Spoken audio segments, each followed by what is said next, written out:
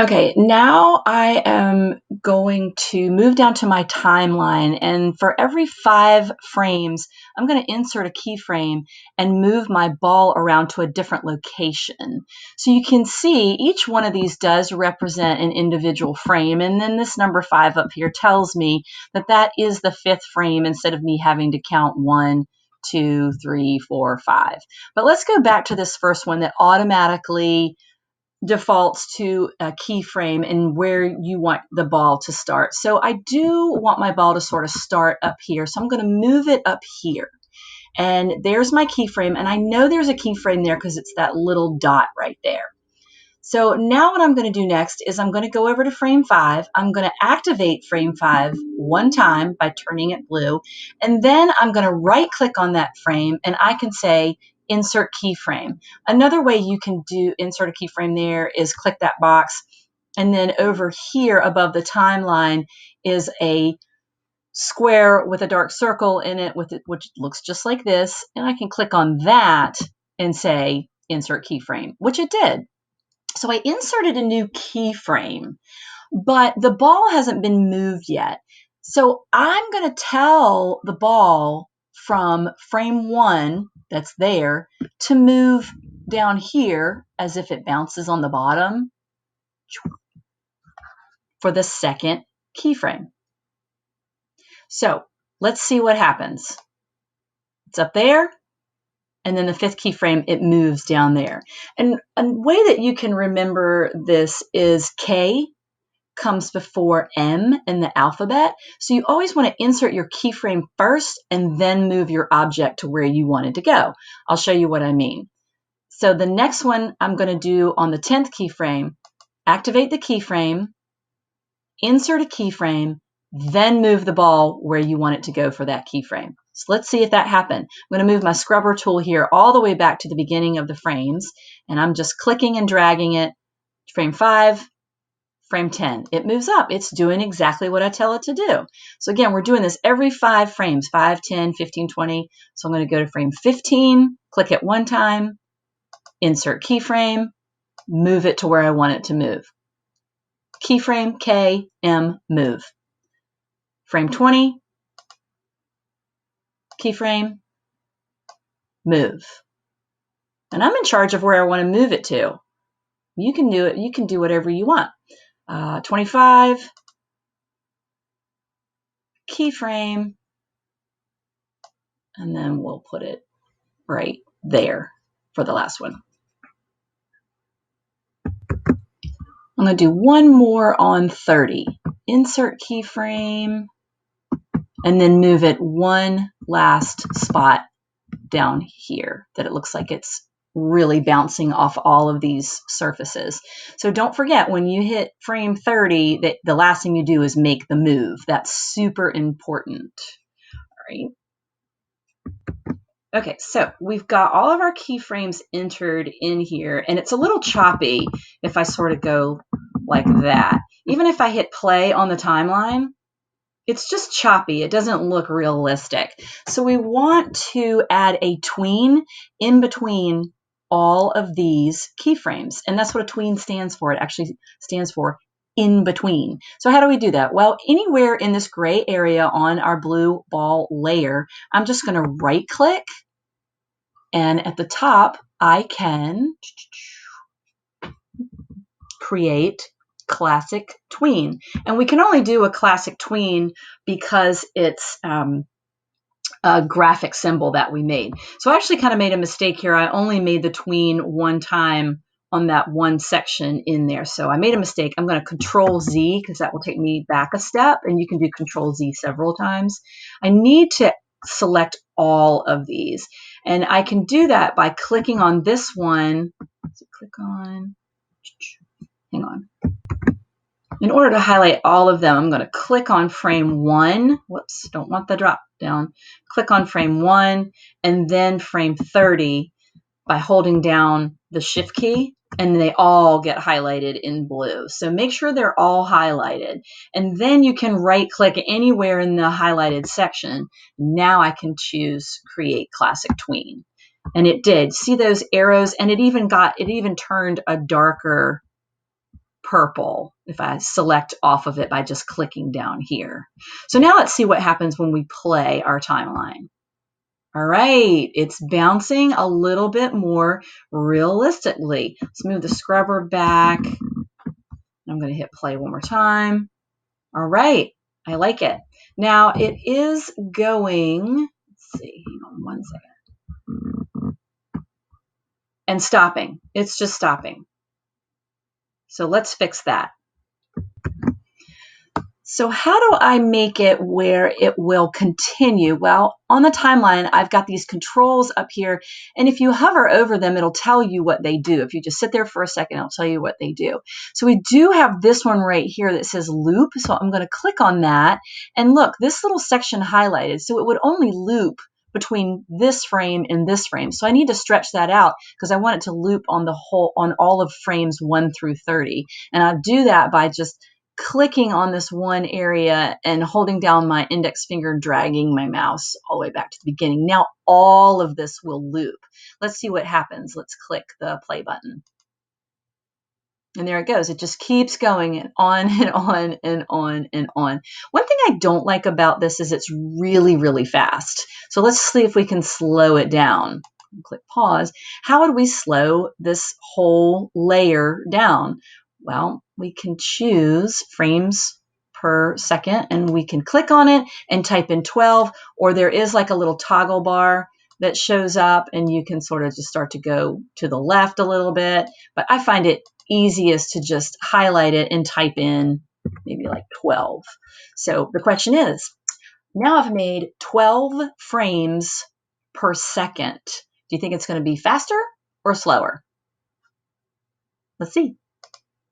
It went a lot slower. And the reason is there are now less frames in 1 second.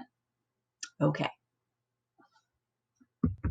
We don't have to squeeze as many frames into 1 second. Before we had it at 24. So it was trying to squeeze in all 24 frames into 1 second, and that made it go really fast. Okay, let's get a little bit more realistic with this ball. We're going to do what we call squash and stretch, and those are actually terms that are used in real animation. So what I'm going to do is when this ball does hit this bottom of the box, I want it to look like it's maybe like a water balloon. And so when it hits it, it just sort of squashes a little bit. Not a water balloon that bursts, but one that just squashes a little bit. So I'm going to go back. I think I'm going to click on frame 5. Yeah, I like it right there. I'm going to try that one right there. So what I want that keyframe to do, there's already a keyframe there. So I know that I can manipulate that one little frame where he lands. So what I'm going to do is make sure that you have him selected. And if you don't have this bounding box around it right now, you're going to go up to the menu bar at the top and choose Modify, and then Transform, Free Transform. And that will give it the bounding box that you have around it. Okay, so I'm going to take the top of this bounding box and I'm just going to push it down a little bit until it looks kind of squashed. And then I'm going to move it down to the bottom where it did hit. So let's see what happens when I did that. Let's see the change that it made by clicking the play button.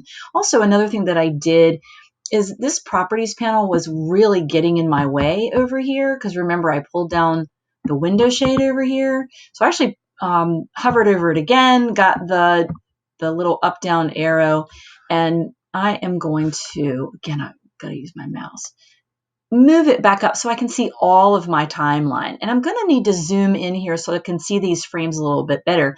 And you can do that with this area right here. There's a small circle in the middle, and if I hover, it says what it is, resize the timeline view. We're not changing any frames, it's just the view. So if I scroll this way, you can see I can see more frames, but I can't see the details in here. And if I scroll to the right towards the little mountains, everything gets bigger. Now I can really see frame 1, frame 2, frame 3, frame 4, frame 5, and so on, because that's what I want to do now. I want to get some details in here with this one particular ball and make him squash and stretch. So I did that. On frame 5, I made him squash, and let's play and see what happens. Okay, there's the squash. Okay, not too bad.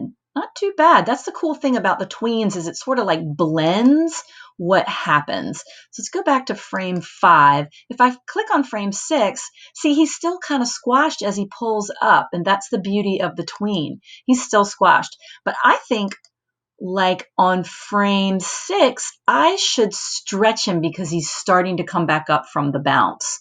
So I'm going to highlight frame 6. I do need it to insert a keyframe to make something happen. So I'm going to click that. There's my little round dot that says there's a keyframe. And now I'm just going to take the side here, squeeze him in a little bit, pull him up a little bit. That's the stretch of the squash and stretch. So let's see what happens now. I can just click anywhere to get rid of that bounding box. Let's hit play and see what happens. I'll move the scrubber back to the beginning. I might have made it too small. Let's see. Squash. Oh, it did. It pulled it up. Let's slow it down. I'm going to slow it down with the frames. Where are my frames? So I'm in properties, but I'm in document. The frames disappeared because I pulled up the window shade, but there's a scroll bar and I can just grab that and pull down. There's my FPS, and I'm going to double click it and tell it to be 6 so we can actually really see what's happening. So let's hit play, squash, stretch. I saw it. But I only did it in that one instant squash stretch. But I think it actually works. It actually looks authentic. So what you would do for this ball is you would make it squash and stretch every time it hits one of the bounding walls. And you know what that looks like. You've got a visual in your head. You are the animator. So see if you can make that happen just for one particular ball. All right, I'm going to hit pause here. I'm going to zoom back out my view of all of my frames on my timeline so we can see it. And now I'm going to add a new layer and I'm going to add another ball to this because the goal is to have 7 different balls, different sizes, bouncing all over this bounding box or stage. So it really looks like it's a crazy mess of balls. So how do we do that? We need to add a new layer. So I'm in my timeline and I see I've got a folder, I've got a trash can, but I've got this little plus here. And if I hover, it says new layer. So I'm going to click it and it does make a new layer stacked right above the blue ball layer. So let's make a new ball doing all the steps that we did with the blue one. So I'm going to grab my oval tool and I'm going to click and drag. And I'm going to make this one bigger. So remember, hold down your shift key on your keyboard and it will stay perfect. Make this one bigger. And I'm going to make it green. I've got to select it with the selection tool, click on it, turns kind of mesh, click the fill, and I'm going to make it crazy green. Clearly green. Actually, I'm going to change that. I'm going to make it red so you guys can see it better, or orange. All right, so let's change the name of the layer to keep us organized. Double click the word layer 2 and add red ball with no spaces. And there it is. I've got 2 layers now, blue ball and red ball. So yes, it does. The program does work in layers, and that'll really come in handy later. So here's my fresh new layer with no tweens and no keyframes. So let's go back to the first keyframe. You saw it did bring the ball back, but that's only because the scrubber is reading the one below. We could hide the visibility on the blue ball so it doesn't mess us up, but we don't need to do that yet. So I know I'm on red ball layer because it's dark blue right here. If I click on blue ball layer, that one turns blue or highlighted, and that's the one I'm going to manipulate. But I want to manipulate or change things on red ball layer. So let's click it. I'm in my move tool. I'm going to click him, and I need to convert it to a symbol. You can go to modify, convert to symbol. It is a graphic, awesome. And let's call this one just symbol 2. We need to give it a new symbol name. We don't want to override the other one. Make sure the type is graphic and click OK. All right, now I can do my animating with it. So I'm going to make this one start over here because these guys are going to be bouncing all over the place. So there's my first keyframe, and that's where it's going to start. Let's put a keyframe on 5. Click one time.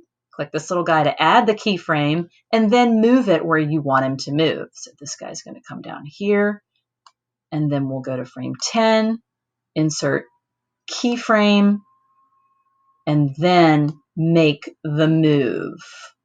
We're just going to have him go way over here. He's bigger. He's going to go larger distances. So think about real animation, how it really works. Let's do frame 15. He's so heavy, he's just going to move to the bottom here. Oh, I forgot to put in a keyframe. Control Z, put him back there. Click on 15, insert keyframe, then make the move. K before M. And right there. And perfect. And then keyframe 20. And then I'm going to move him up here. Oh, I did it again. Control Z, insert keyframe. Shame on me. Insert keyframe. Then make the move. Frame 25. Insert keyframe. Then make the move. Last one. Click on it. Insert keyframe. And then make the move. He's going to look like he just rolled because he's just so fat and heavy. All right, let's see what everything looks like happening at once. So let's hit play. Okay, so I know my red ball is moving around, but it's really chunky, so that's where those beautiful tweens come in. And I need to highlight all frame 1, hold down the shift key, then click on frame 30, and that highlights everybody. And then I can just click anywhere in here, right click, and we can choose Create Classic Tween. And it happened. Click down here so you can see the purple color. There it is. Now it's going to be a lot smoother. Let's hit play. And again, I can speed up my frames if I want.